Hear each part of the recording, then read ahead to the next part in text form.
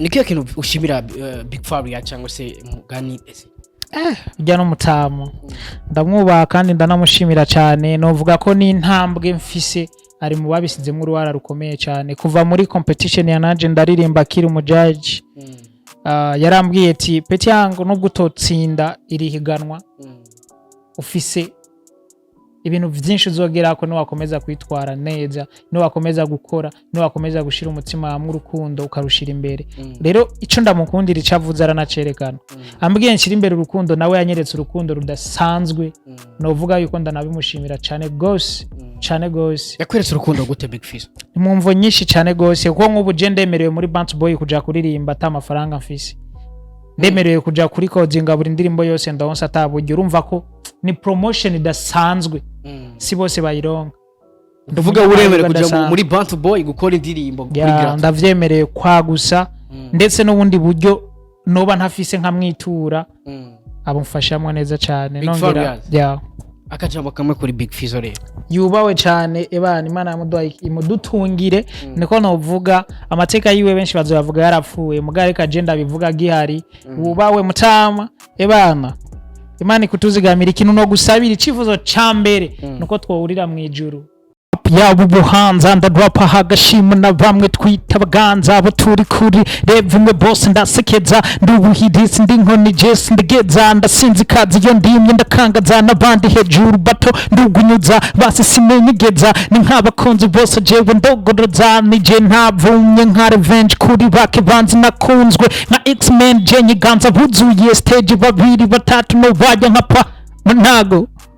wagwan Bface kuri jewe like numwapera akomeye cyane gose numuririmbyi akomeye cyane gose kandi n'umuntu afite umutima mwiza siwe wenyene narashimiye Mkombozi narashimiye Big Farias ahubwo ndi Numunyamahoro man uzi ko atamu artiste numwe yatanteye intege bose benshi bashoboka bakomeye barambwiye ko haje bintera intege nkumva yuko ari ahantu hanini gose nzoshika so ndanabashimira bose muri rusangi hamangarutse kuri Bface nuko ari umuntu akunda kuntera intege cyane gose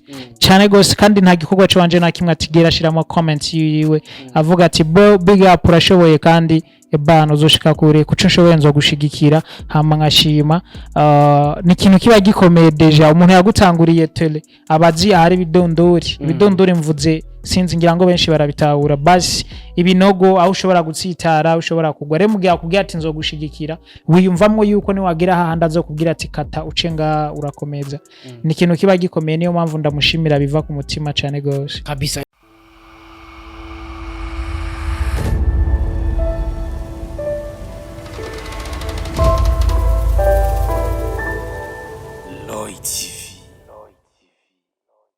This one to everybody, and my name is Radio, or this is Lloyd TV in the place. You know what it is, I just said Mr. Way, you know that I'm back again. Now got nagatserero, amda kubwira byinshi muri entertainment, amda kuzanira aba hitmaker kuri micro ya Lloyd TV. Ready easy gentlemen, ko like na comment kugira ngo uzurabona professional interview, uzurahabwa update news. Kuri kamera uri kumena Airfed Carf, ni watuma image uyibona imeze fresh sana, ni watuma sound uyumva imeze neza cyane. By the way ni muri cyagana mukunda muri beshi cyagana go akajyo keza akukumenya amakuru y'abastare ko kumenya amakuru y'ivyamamare ati mbega ivyamamare byacu ubibayeho gute by the way mbaza ndakubise neza ko je kurumva kuri micro Ishobo Radio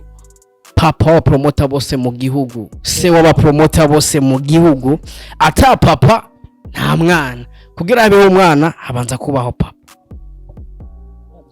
si byose Jesu umuyarukimo wagwana my brother turi kumwe irikiraka ni fresh nije gikomangoma muri yaba ubuhanza ndadwapa hagashima na bamwe twita baganza abo turi kuri revumwe boss ndasekeza ndubuhidisi ndi nkoni Jesse ndegeza ndasinzi kazi yo ndimye ndakangaza nabandi hejuru bato ndugunyuza basi simenyegeza ni nk'abakonzi bose jewe ndogoroza nije ntavumye nka revenge kuri bake banzi nakunzwe nka X-Men je nyiganza buzuye stage babiri batatu no bajya nkapa ntago wagwan cyeragenda kuvuga izina ebanza rumva abajekira zira kumvuga ndivuga narumva n'intare ahiri bimenyeshwa n'umutonomo wayo byonyene bakuzi ba Light TV je nagire mvuga ati munago mumuji amaze gukoroka fo kawaida ibintu bikora mu maraso urumva bigutemberamo nyene bro mana ko ndashaka twongera kandi ga flow kubera ko wanjaniranije sinavyumvise flash yo mu rugendo rw'agasaga nta uca ku ruhande ngo hambe mpambe mwisi agacerere nta vy'ubukambwe ngutangata ngutange gutera intambwe ndi umwana w'umuntu ndi intambwe ndi mvange y'impande n'impande gisimba gafunda gatsimba igisindu kizana amatiko rapuni umuziki kandi iyi ni inkingi humvuze punch down I'm the one munago bana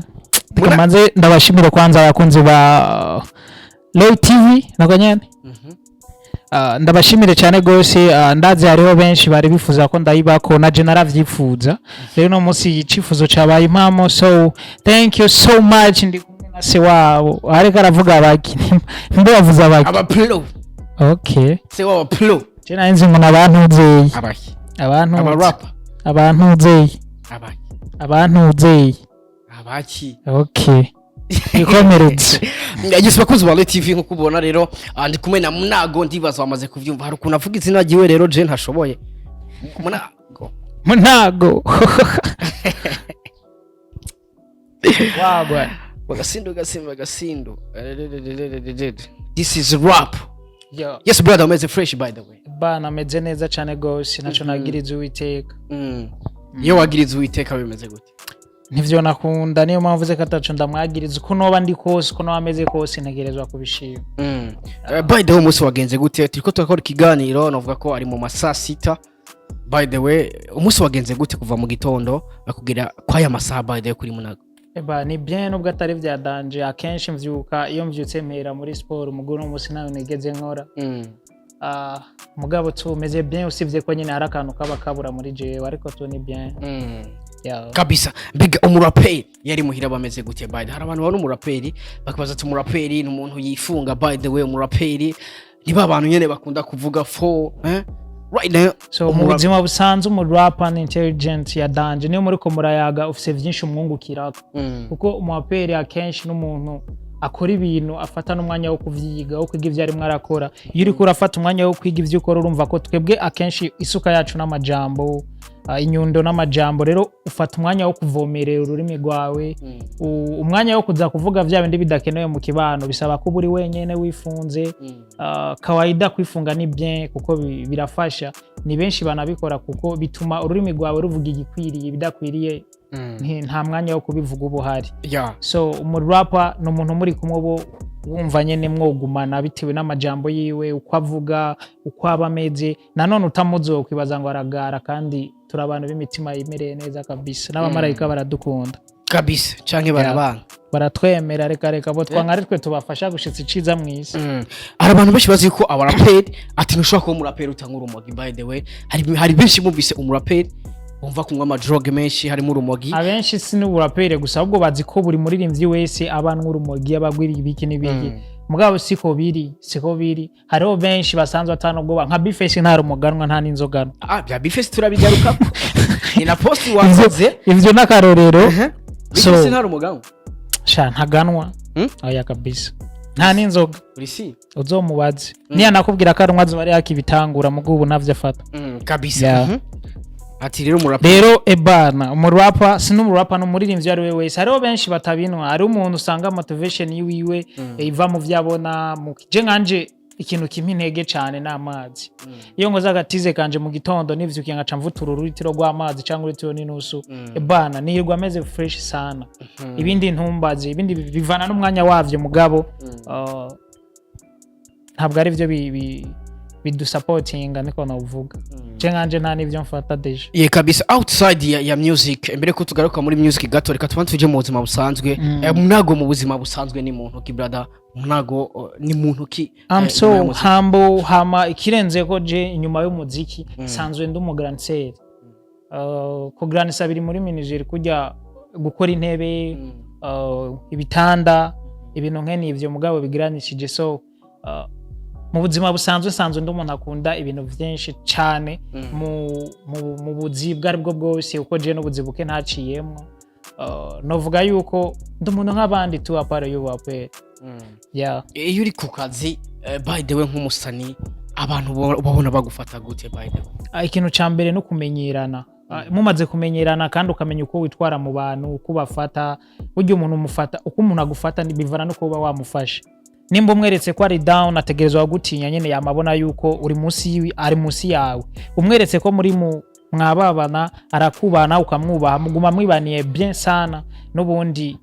nico kiba kinakenewe. Je nta muntu ari hejuru yanje canke ndi hejuru y'abantu bose tubatunganye. Kimwe gusa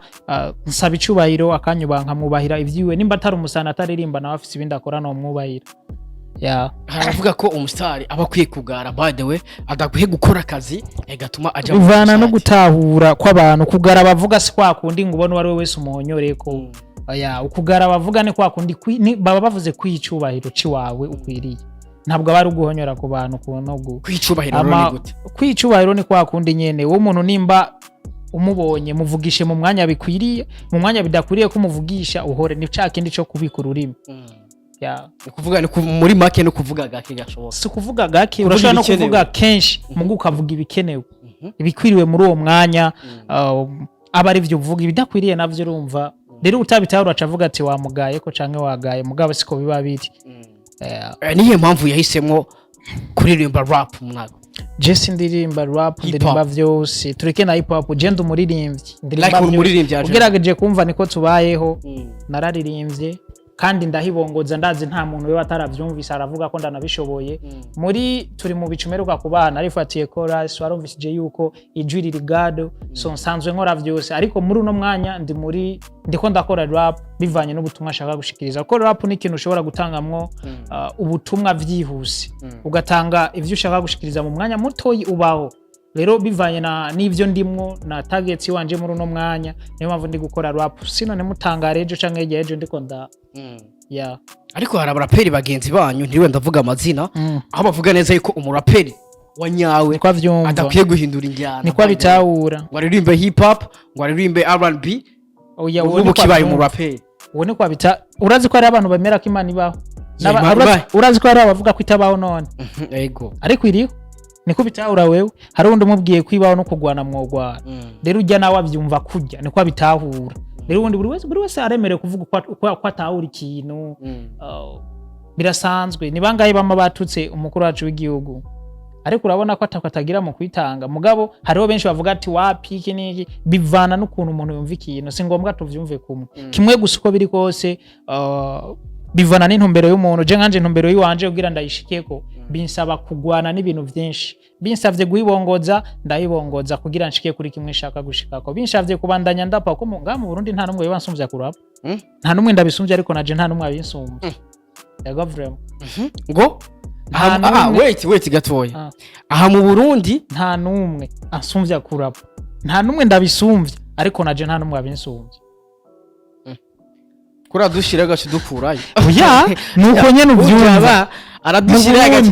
nta numwe nsumvya kurapa. Ariko nta numwe abinsumvya. Sikirundi cumvikana. Oya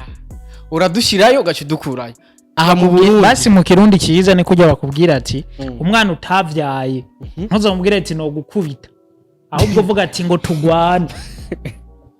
Ndibaza ngaho cubitahura vyihuse. Ukuvuga rero ushatse kuvuga yuko umuraperi wese yiyemera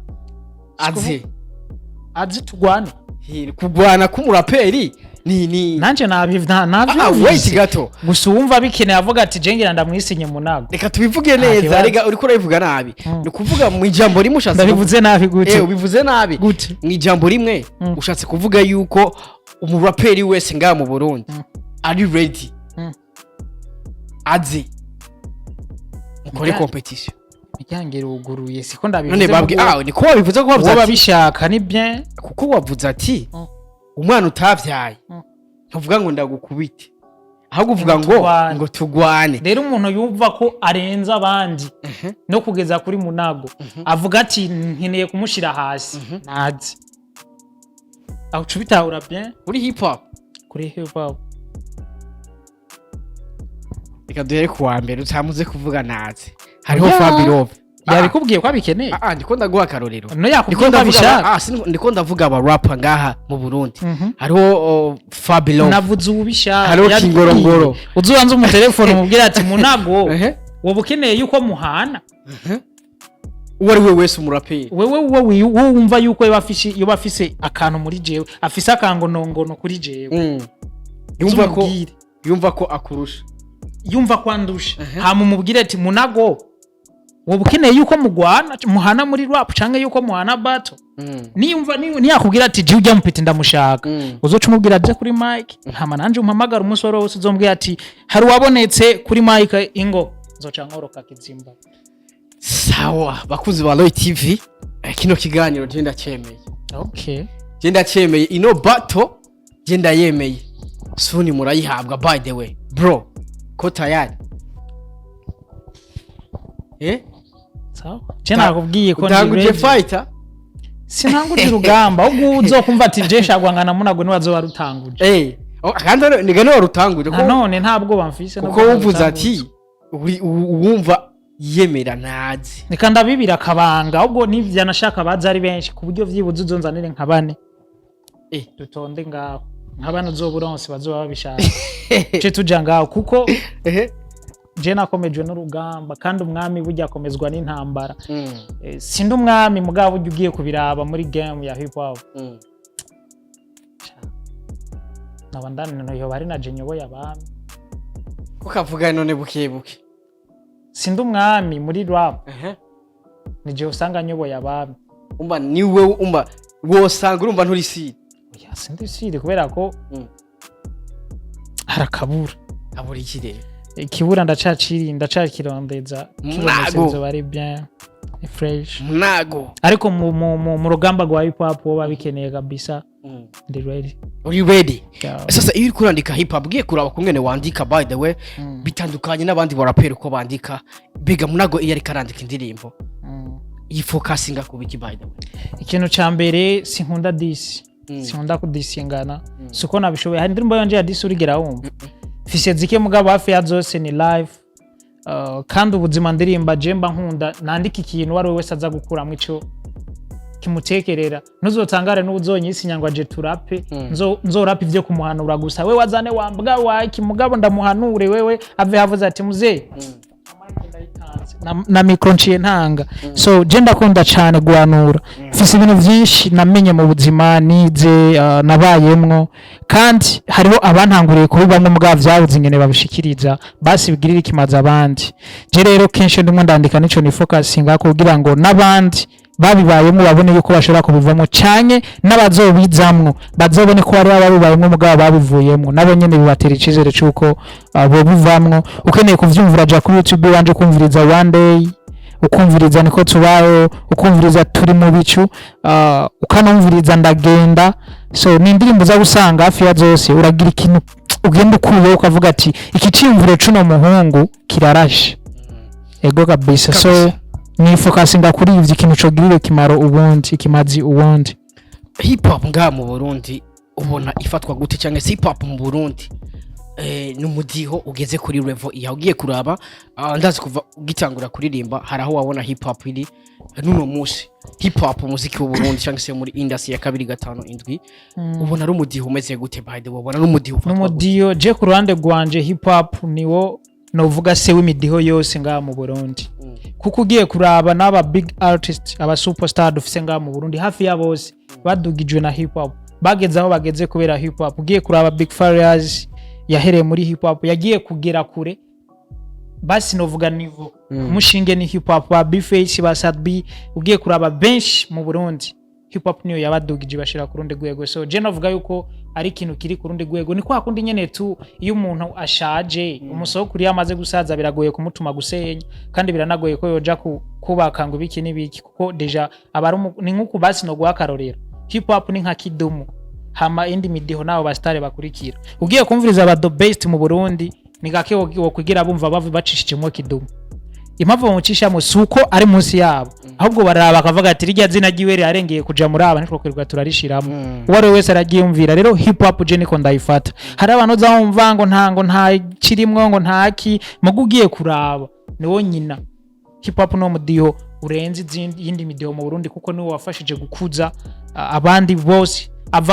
aja muri ibi aruko avuye muri hip hop aja muri baruko avuye kuko hip hop ni n'ishuri rikomeye gose utanguye muri hip hop biragoye ko oferinga mu wundi mudiho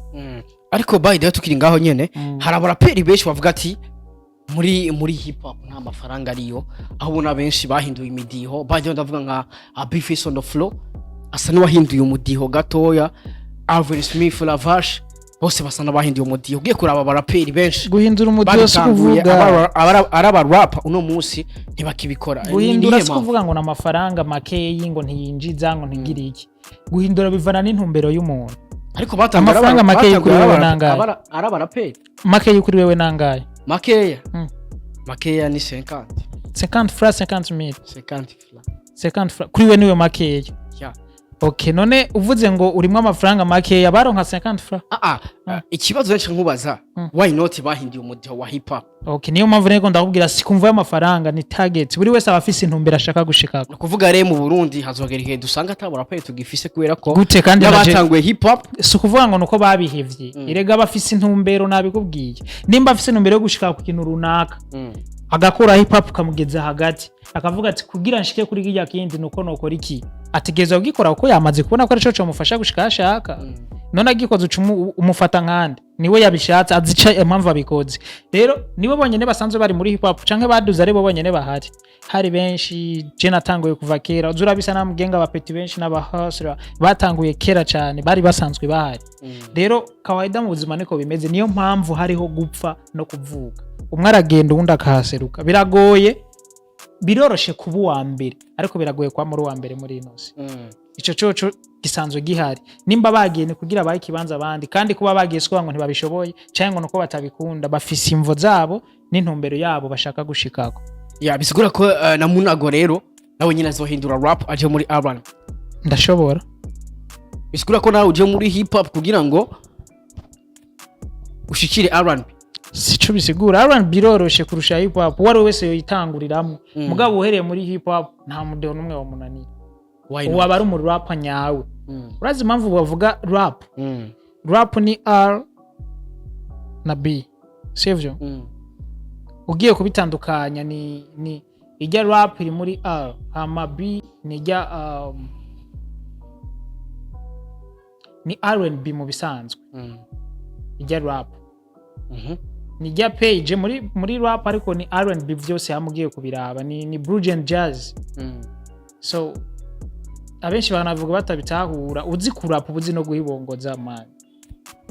ariko harabazi kurapa batazi guhibongoza ujya sibiri rap ariko harabaraperi kuva kera batigeze bahindura ama style yabo nk'abandi ndavuga nka ba Tupac Shakur uri sure yeah zakweri uzogenda umwumvirize mu kurapa kwiwiwe uhere aze rushike aho yagejeje uzosanga mwari mutuntu twinshi uzokumva dutuma rap iryo yiwe nta melody uzobura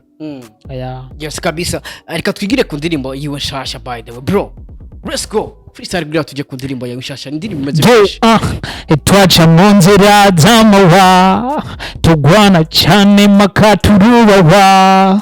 twaca mu gitutu cy'urupfu bakatwita ibicucu butore mu bicu twagwanye n'ingona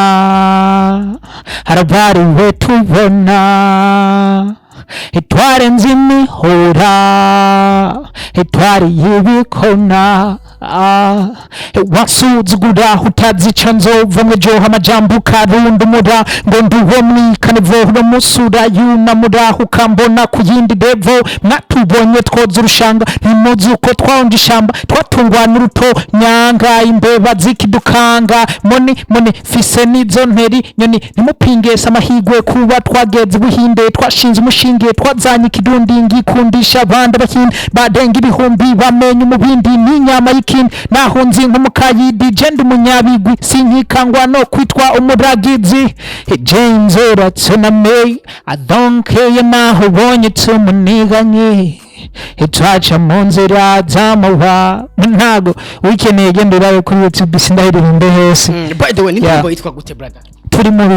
mu bicu cyane gose kure so nk'umuraperi kuba mu bicu no gutera intambwe iyo wari uri ko warayirenganya ugeze ku yindi abantu bawumva utesa bawumva wageze kure gose hashoboka deja je nkanje natanguye ntashoboye kwigurira ikirato mugubu urabona kaba gasukuye kandi gasa neza natanguye atani basi kwisi muri no siku no bivuga twese dushika ataki na kimwe dufise deja nta muntu no mwafise ikintu na kimwe mu buzima mugabo ahantu hari itandukano wari ubushika gasanga abavyeyi baramuteguriye utunaturiya we washitse hari vyinshi yongererezako hari n'undi ashika yitangurira guhera kuri rimwe gushika ku giharuro ca nyuma ari we yitanguriye so jende mu bitanguriye kuva kuri 0 kuduga for 0 to hero nduga kugeza aho ngeze nimba nareye kuri 0 ndiko ndashika muri 30 ya kabisa umva ko ndi mu bicukure gose ni indirimbo yakiriye gute ndavuga ku bafana bye so ku bafana banje vyari bitesha bayakiriye bien kandi ku basanzwe bakunda ukuntu nandika baratahuye ivyo nanditse n'abandi benshi kuko vyaranyongerereje abantu je nsanzwe mfise YouTube channel shasha kandi cyane gose ndacari mu gihombi kimwe nari kuri 1.1 mugubu ndageze muri 5 abone umva ko ni kintu kinini yandugirije cyane je barampakinze imbuga ngire ko ndanabivuga ubwa mbere zo nakoresha yari hard flow ariko barampakinze barahindura hari hasanzwe hari kwindirimbo imwe yonyene ariyo ndagenda hamanugurura izindi niyo mpamvu imbuga zanje ari ntoyi mugabo ntibisigura ko je ndi muto ko hano bose ugiye usanga mu ntago riba rihari so ndanabasaba kunshigikira cyane gose mbe mu bicukurusha ye kabisa hari post yawe nabonye usa nkaho ushimira Bface on the floor uvuga ati Bface on the floor wo kurabira ngo kure uyobona uri umunyamahoro ariko ukwegereye wabona uri umunyamahoro gusumba adashaka kutubwire imigenderane yawe na Bface on the floor imeze gute cyangwa se Bface on the floor n'umuntu kikuriwe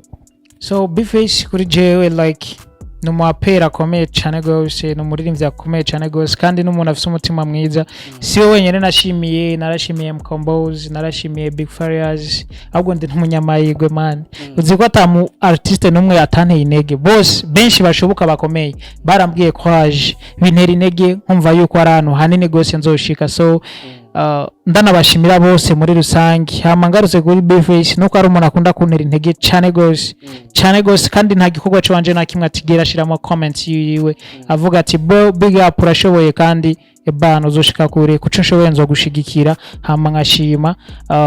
ni ikintu kiba gikomeye deja umuntu yagutanguriye tele abazi ahari bidondori mvuze sinzi ngira ngo benshi barabitahura basi ibinogo aho ushobora gutsitara ushobora kugwa rero mugiye akubwira ati nzo gushigikira wiyumvamwo yuko ni wagira hahanda zo kubwira ati kata ucenga urakomeza ni ikintu kiba gikomeye niyo mpamvu ndamushimira biva ku mutima cyane gose kabisa ni kiyo kintu ushimira Big Farias cyangwa se mugani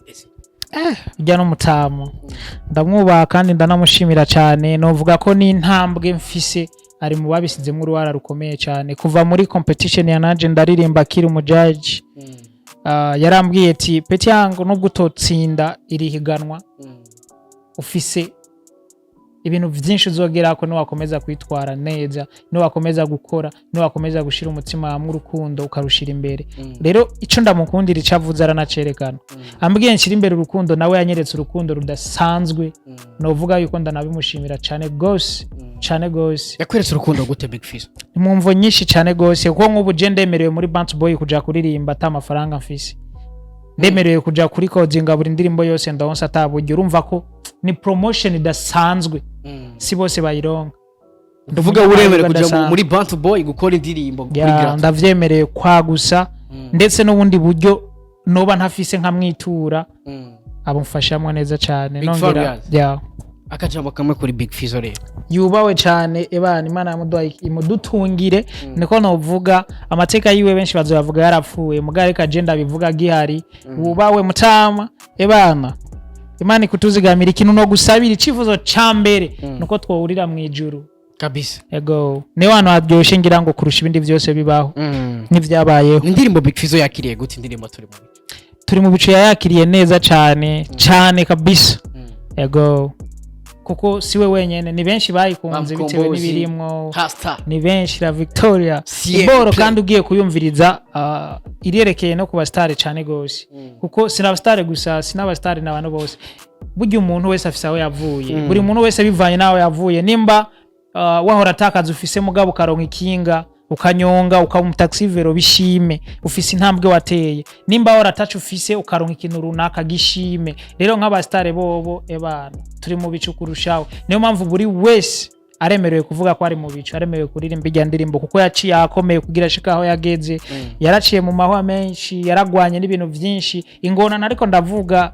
ni vya bibazo tubamwo hari ibibazo ugeramo kavuga ati je none niyahure ngirene nzobaho gute mugabo ugasanga kubw'ubuntu waharenganye hahantu ukavuga ati Imana ishimwe rero ebana twese turi mu bicu bitewe naho twaciye bivana no kubitahura gusa ahubwo mugoye kunshigikira kuko indirimbo irabo wari we wese n'umwana kuvuka agashika kwisa amahoro ari mu bicu kabisa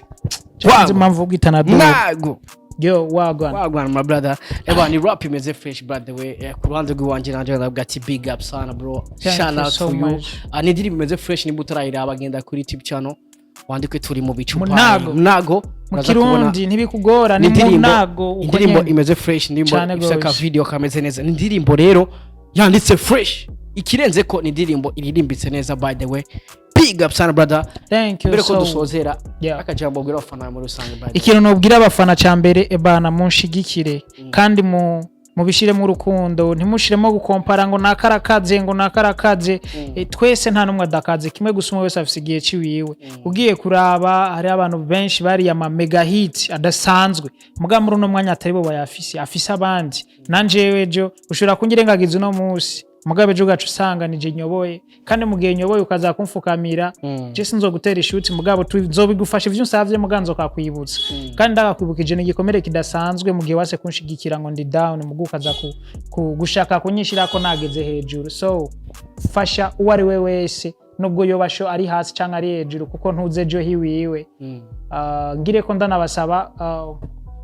mukomeze gukunda umuziki wacu muri rusange uri kuratera intambwe nziza cyane gose murakoze Yo, shout out to you brother. Avyivanzemwo TV reka ndagushimire sana. Remember subscribe kugira uzurabona professional interview. Ajore kurumva kuri micro shop radio. Kuri kamera kumwe FH Carf niyo atumye image ubona imeze fresh sana. Ngida kunda kutseko ari Jesu wa promoter bose mu gihugu ata papa na mwana kugira abeho umwana habanza kuba papa. We love you so much. Dusubire gutaha. Ciao ciao. Radio promoter. Thank you so much.